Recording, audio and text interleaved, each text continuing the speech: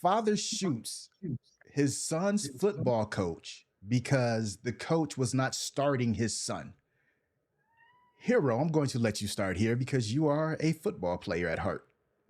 Oh man, the joys I've had of when I used to coach little league, and parents would come up to me, you got the single mom on and do a few favors to get her son on the field, and I Oh, tell them, oh, and I tell them tell me more. all, I Tell me tell them more. all the same way. If your kid ain't gonna help me win, that man ain't getting in. So go sit down somewhere. But this is what happens when you, as a parent, have to live vicariously through your child because you already failed yourself. And you're on the road to failing your son because you now have committed a felony and will be put behind bars where you won't be able to see your son ever score his first touchdown if he ever gets into a game, if he doesn't immediately drop out of sports because he will now be physically, mentally, and spiritually charged and traumatized because he wasn't good enough and his father got sent to jail, and that's how he internalizes everything for the rest of his life and then perpetuates throughout the world wondering if he should ever do anything because if he doesn't do it well, his father will probably stay in jail. It is so mind-boggling how a game is being used to traumatize people. And let's just put this into context. I never kept score of any games. I have a whole entire shrine in my basement dedicated to all my sports accolades, from Super Bowl rings all the way down to Pee Wee first home runs. I never recalled how I won those awards. I never even remembered the play that I sacked Tom Brady on. All I remember was my own internal incentivization, and it was for me was food. I was always guaranteed a whole pizza at the end of every little league game if I got more than one sack, and that was all I remembered. The cheese pizza, half chicken, half kale, barbecue sauce pizza. Ask me how I remember that order over any accolade I've ever won because as a child, it's about getting the approval of your loved ones, not the trophies. That's why everyone gets a participation trophy because they don't really care. No kid really cares. It's just the parents. I would have to agree with you on that. To caveat, I think I'm a basketball coach, so it's a little bit different, but it's the same thing. Track, cross country, and now I dabble a little bit in wrestling stuff. But I think it's more so you have to manage the parents' expectation and helping them understanding the intent of the program, right? If the intent, at least for me, I let the parents know the intent of the program at middle school is about learning a skill, right? We're going to work on fundamentals. We're not here to win. But there was a lot of parents that didn't agree with me and said, hey, I don't want my child to be on a team that we're always losing. It wasn't true. There were several games or several matches or meets where it was really close or we did lose, and they were upset with that. Or I said, hey, I'm going to sit this star down because this young man right over here needs some playtime. But if you go to a program and the program is understood to win, that goes to the managing your own expectations, which is saying, hey, is my child capable of ensuring that this team's going to win? We're not talking about what we seen them doing in the backyard. Oh, he shot a million free throws and didn't miss not one. But can he do that under pressure? Is he doing that in practice? Is he making that sack to show that he's able to do that? Or for that matter, does he have that football, basketball knowledge? So once you uphold yourself to those standards and understanding those expectations, there's no reason to jeopardize your life, your children's life, anybody else's life when you understand those expectations. I'm not saying it's the coach's fault. However, I think there's a level of expectation that's supposed to be there. And a great example of that is the big controversy with Marshawn Lynch when he said, "Sweetheart, where's your husband?" Right? I think we all remember that conversation that he had with that single mom that was up there trying to holler at Hero, but she tried to holler at Marshawn Lynch instead this go around, right?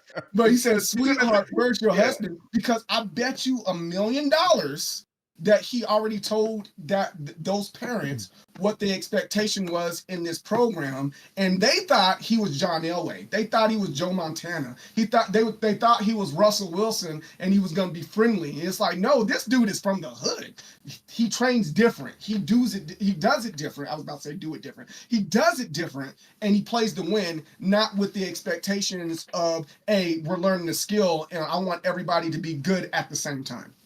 My 2 cents. Okay, you guys both brought up very valid points. Hero, you're saying this man is living vicariously through his son, and CJ, you're saying, hey, as coaches, we need to manage those expectations. Mm.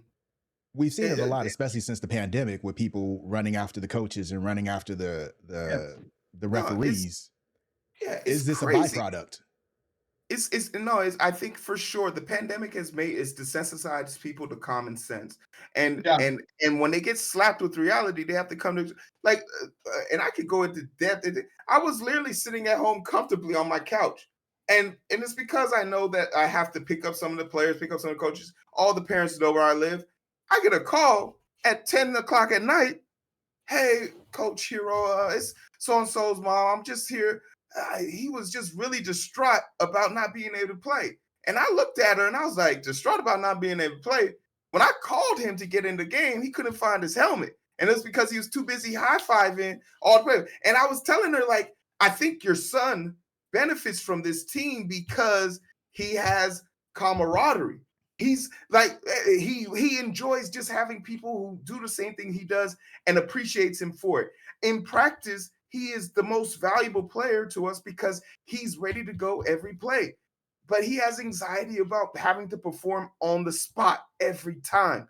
And I know that about him. But until he gains that confidence to want to go out there, he'll do it. Because I could identify where his helmet was. He told me he couldn't find it because he didn't really want to get in the game. He just wants to be able to say he has friends and plays football. But the mother didn't understand that about her own son. And it wasn't until I showed her game footage of him in the game versus him in Mhm. practice that she realized that, oh wow, you're right. He is more excited about practice. He is more excited about this because the pressure, and that's okay. That's perfectly fine. Let him run around for 6 hours so he sleeps from 8 to 8, 12 hours. Get your rest, ma'am. And then the back door is unlocked if you want to But you know, but here it is. On the flip back side, door. again, I don't think we disagree.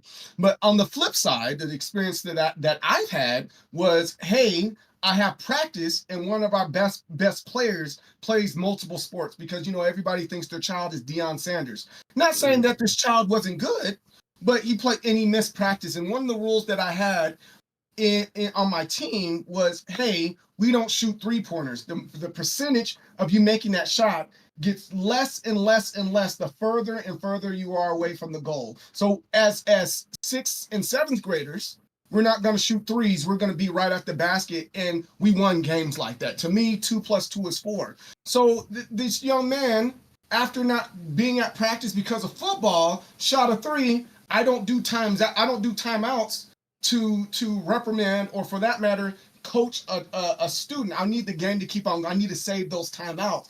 I said, hey, go get him. And I sat him down and said, hey, bro, we don't shoot threes. His father, and excuse my language when I say this, he said, I'm tired of this shit. And he, in the middle of the game, got his son up off the bench, right? And off. in front of everybody. He It's didn't he off. didn't ask no questions. He didn't do nothing to have a conversation with me. He just thought that I wasn't doing the right thing for his son. And I And respect that. But it's like, bro, he didn't do what he was supposed to. Or for that matter, you didn't allow him to prioritize this sport in order for him not to sit down on the bench so he can understand the play. so what? Yeah. Okay, so we're going to circle back to the parents right there. What does that teach the child when the Yeah, father, the parent has It's that it's attitude? the it's the worst it's the worst thing you can do for the child because it immediately reinforces to the child that they are special. And one of hmm my favorite things to do constantly remind kids and their parents there is only one CEO, but there's hundreds of janitors in the world. absolutely. And your goal is to either is to be a step below, I mean a step above or a step below a CEO, but you're Yeah. not all going to be CEOs. And the parents, and once again, this is why I said it's more so the parents trying to live vicariously because that parent was benched. They remember how they felt and they never reconciled with it. They never came to terms Yeah. with the fact that if they probably, just paid attention, that they wouldn't have to go through these jarring experiences. I woefully welcome people who fail. I love seeing kids get decimated. And then they come on the side and like, yeah, he popped you, didn't he? I was like, yeah. Yeah. And then, so maybe next time you're gonna keep your head up and put your hands on them and not guard them with your face, right? He's like, yeah, I think you're right.